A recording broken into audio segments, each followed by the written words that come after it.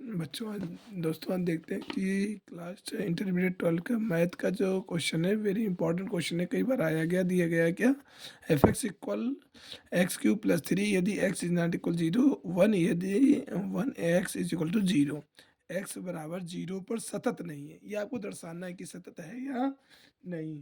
तो very simple सा है कि एफ 0 इज इक्वल टू क्या हो जाएगा 1।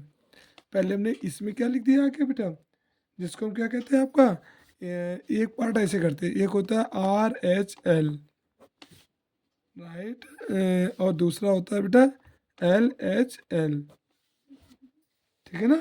तो आर एच एल में क्या हो जाएगा, इसका मान ये जो वाला एल एच एल है इसमें एक्स की जगह पे क्या पुटअप कर दिया 0। तो जब एफ एक्स का मान कितना आ गया 1, अब आता है नंबर किसका आर एच एल का। तो आर एच एल में क्या करेंगे आके, देखो ये हो गया आर एच एल का भाग, ये वाला ये हो गया लेफ्ट वाला और ये हो गया राइट वाला, हाइट और लेंथ राइट। और इसमें क्या आ जाएगा, अब इसमें रखते हैं आके बेटा, तो इसका क्या हो जाएगा लिमिट एक्स टेंस टू 0। क्या हो गया लिमिट एक्स टेंस टू 0। अब एफ एक्स बराबर, अब लिमिट की वैल्यू क्या लिख देंगे, लिमिट एक्स टेंस टू क्या हो जाएगा 0, और जहाँ पर आपका 0 प्लस एच होता है तो 0 प्लस एच यानी एक्स प्लस एच होता है, तो एक्स प्लस एच, तो एक्स की जगह हमने क्या लिख दिया, एक्स की जगह लिख दिया हमने 0। तो क्या हो जाएगा लिमिट, अब क्या दिया गया एच टेंस टू 0, तो मान क्या हो जाएगा ये 0 प्लस एच की घात कितनी बन गई 3, भाई क्यूब होगा ना, और प्लस का 3 यानी यहाँ पे एक्स की जगह पे 0 हो गया। जैसे कि ये एक्स क्यूब है ना, तो यहाँ पर क्यूब बनाएंगे तो ये पूरा हो गया कि ये पूरा एक्स का कंडीशन हो गई, तो एक्स का क्यूब बना दिया और प्लस हो गया 3। तो इस हिसाब से बेटा आपका मान कितना आ गया इक्वल, ये तो 0 लेकिन आया कितना 3, आपका एक मान कितना आया 1 और एक का आ गया 0।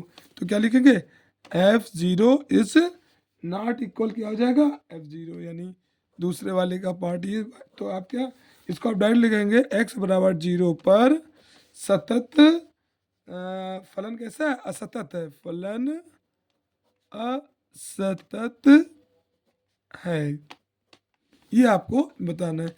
इसी तरीके से आपका बेटा देखो जेड बराबर हमने फार्मूला फिजिक्स में लिख दिया R square plus XL minus XC का होल स्क्वायर, और आई बराबर वी अपॉन जेड।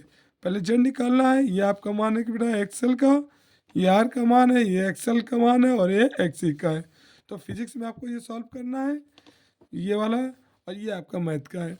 तो मैथ का टॉपिक आपको समझ में आ गया होगा। जहाँ तक रही बात फिजिक्स की, तो फिजिक्स का आपका ये 2 फार्मूले दिए गए, आपको सॉल्व करके करना है इसको कि कैसा आपको सॉल्व हुआ। Thanks, good night.